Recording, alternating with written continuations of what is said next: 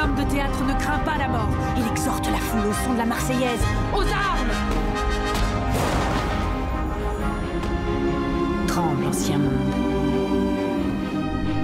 La modernité est en marche.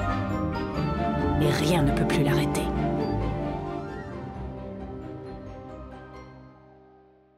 Alors moi j'avais déjà de toute façon un énorme coup de cœur pour le travail d'Olivier. Quand il a accepté de travailler sur Mademoiselle Kiki, j'ai été vraiment très enthousiaste et touchée, et je crois que ça a été une rencontre à la fois coup de cœur artistique et humainement. Suite à cette collaboration, moi j'ai co-réalisé une série qui s'appelle Les Aventuriers de l'Art Moderne, et j'avais proposé à Olivier, mais à ce moment-là, toi, c'était pas possible. Et quand l'Armée des Romantiques est arrivée sur le plateau, la première chose que j'ai faite, c'est rappeler Olivier en lui disant: écoute, ça va prendre beaucoup de temps, mais je serais tellement heureuse que tu participes à cette aventure. Et je savais qu'il avait toutes les qualités et la grammaire musicale pour composer quelque chose d'assez extraordinaire. Quand on a commencé à discuter avec Amélie de la musique, de l'Armée des Romantiques, on s'est tout de suite dit qu'on ne voulait pas singer la musique du 19e siècle, pas absolument écrire une musique qui ressemblerait à de la musique romantique. Donc moi je suis parti sur un langage plutôt d'aujourd'hui, avec toute l'histoire de la musique en fait, disons de la musique occidentale,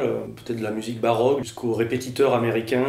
La musique de la série, on pourrait dire qu'elle est d'une certaine manière postmoderne, c'est-à-dire empreinte énormément de références, sans que ce soit des caricatures, mais en tout cas elle est nourrie de tout un tas de musiques du passé. Et après en fait on a quand même fait des temps de pause parce qu'Olivier est arrivé au début, t'as impulsé des premières thématiques, t'es revenu une deuxième fois quand on n'avait pas encore une vraie animatique, et j'ai raconté à Olivier un petit peu ce que je voyais, les personnages, pour relancer toi ton imaginaire et puis essayer de se raconter la série. Et on a fait des pauses parce que y a des moments où moi j'y voyais plus rien et il fallait que j'avance sur l'écriture, sur le découpage, et donc on s'est fait des rendez-vous comme ça tous les 2 ans globalement, ce qui était important parce que toi tu m'as toujours dit que tu aimais bien travailler à l'image. Il y a un moment aussi dans ton travail, dans ton processus créatif, tu peux pas aller plus loin tant que t'es pas sur un montage définitif pour venir vraiment tricoter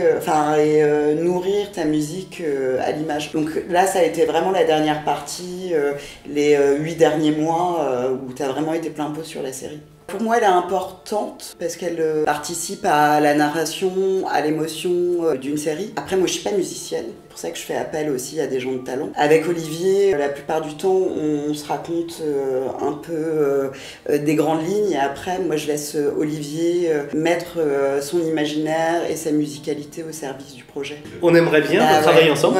Ouais. Et on est en train de réfléchir à des choses, mais doucement, hein, parce qu'on sort à peine de l'Armée des Romantiques, qui nous a pris pas mal d'énergie. Hein. Et mine de rien, on était quand même tous un peu tristes de quitter ces romantiques. Ouais. C'est drôle. Sur le dernier épisode où Olivier, tu travaillais jusqu'à pas d'heure, il fallait livrer à temps, tu m'avais dit j'ai encore plein de thèmes pour les romantiques, je crois que j'ai envie d'en composer. Donc il y a eu un petit peu ce petit deuil à faire. Là c'est vrai que c'est aussi, on se réjouit après autant d'années que la série sorte. Et en tout cas, ouais, moi en tout cas, et je pense que toi pareil, on a envie de collaborer ensemble.